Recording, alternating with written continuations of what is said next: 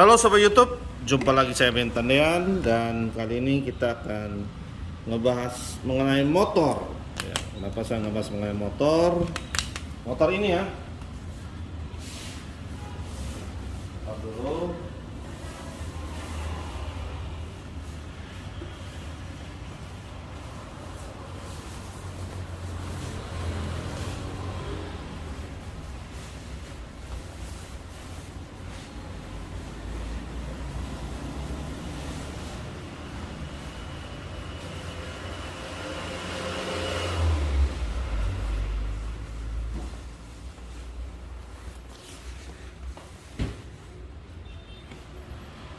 Apa sih mau dibahas dari motor ini?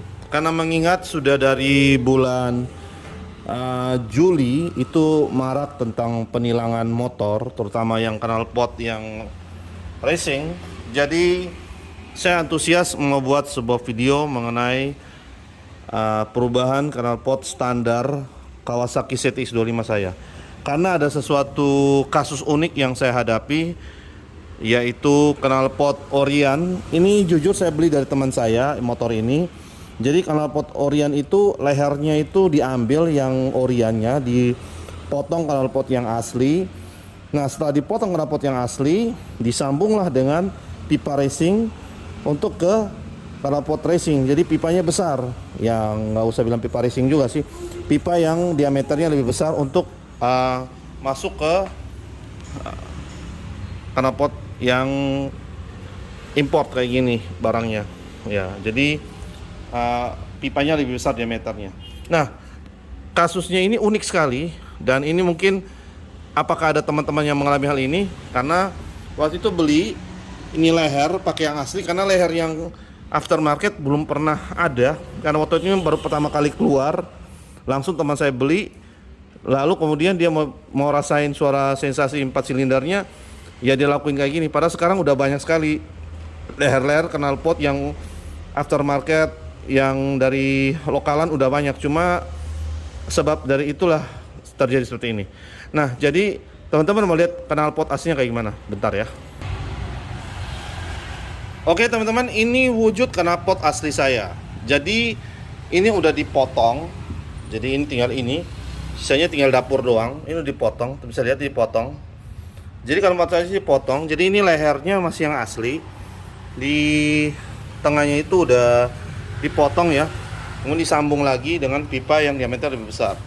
Nah, akibat dari itu, padahal ini diameter gede ya, knalpot yang Orion ini nggak bisa dipakai.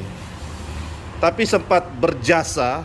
Kenapa berjasa? Karena ada teman saya yang pakai ZX25 di daerah saya kena nggak bilang ditilang nih, karena teguran bahwa dia harus pakai knalpot Orion. Cuma dia beli tuh motor knalpot Orion nggak ada. Jadi dia bawa ini, dia foto sama knalpot, motornya keluar. Ya berjasa juga sih.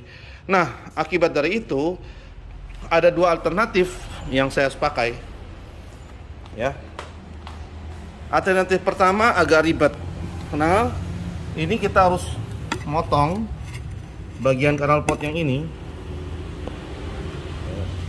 knalpot yang ini. Nah, ini teman-teman bisa lihat ada bekas las-lasan di sini ya. Ini bekas las-lasan. Ini dipotong dari sini. Nah, kita harus motong di sini untuk kalau mau pakai knalpot asli. Tapi jadinya pemasangannya cukup ribet karena dia mesti berat juga knalpotnya, dan ini mesti dicantolin di bracket bagian sini. Bracket bagian sini. Nah, berat knalpot yang asli ini cukup berat.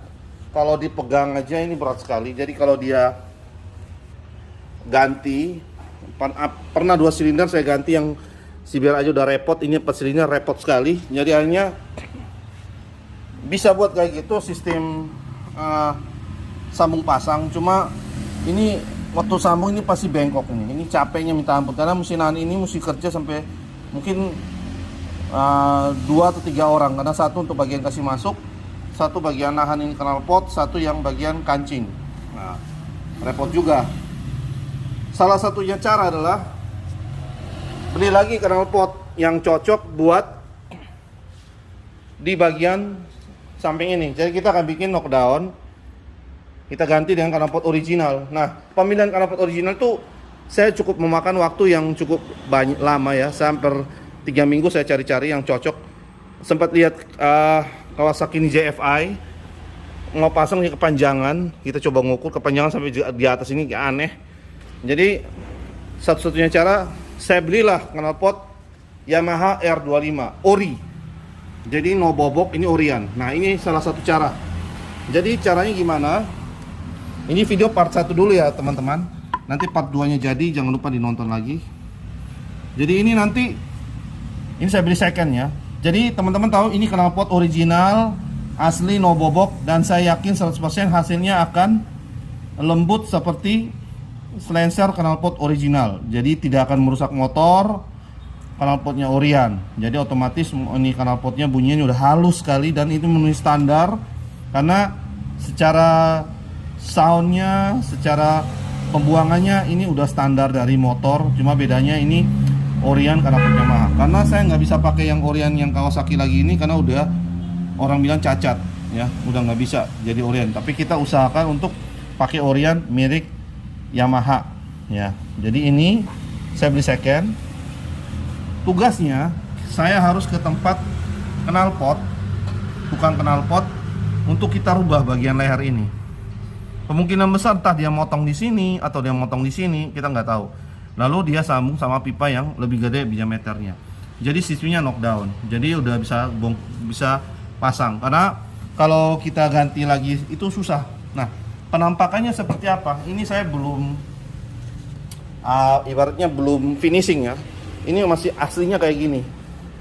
Jadi sempat saya bikin video unboxing segala macam. Nah, jadi hasilnya seperti ini teman-teman. Nah, dari atas saja ya, nembak ke bawah. Nah, jelasnya dari sini. Jadi nanti teman-teman penampakan gimana? Jelek nggak?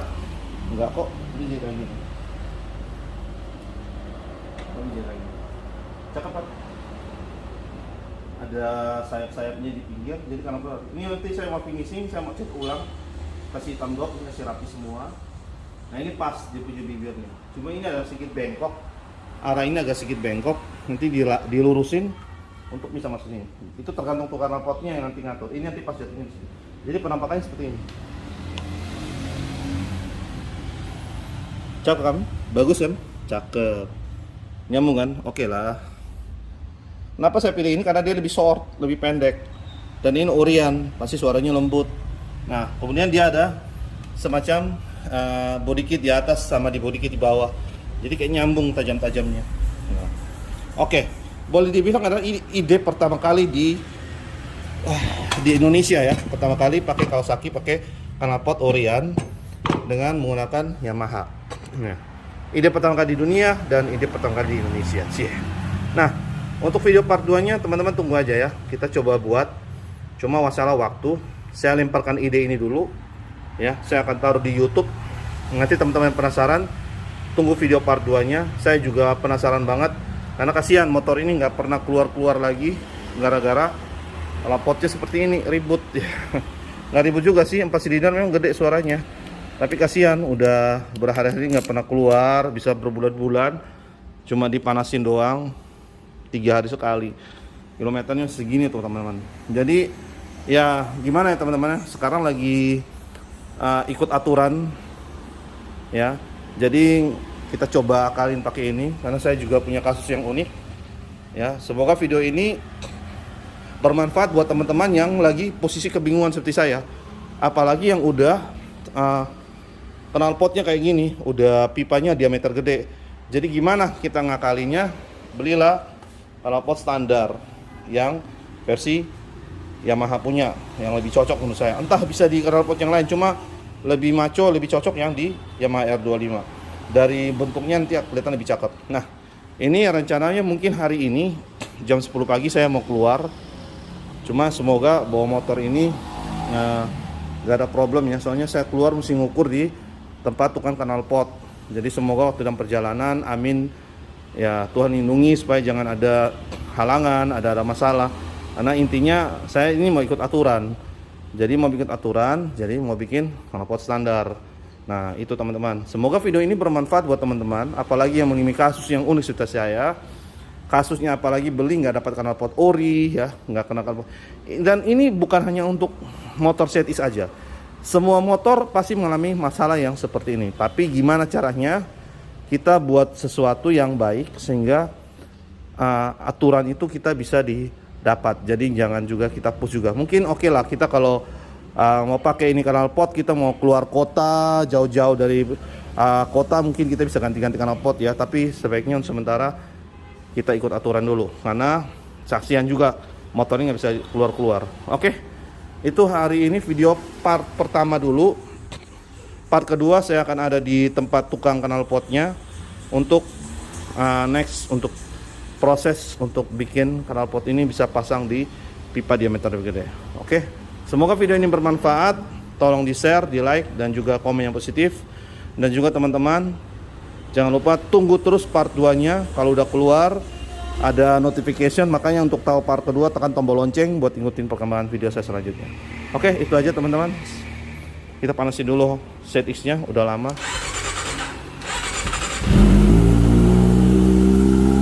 Nah, set X ini nggak boleh di ngeber ya waktu dia pertama kali dihidupin.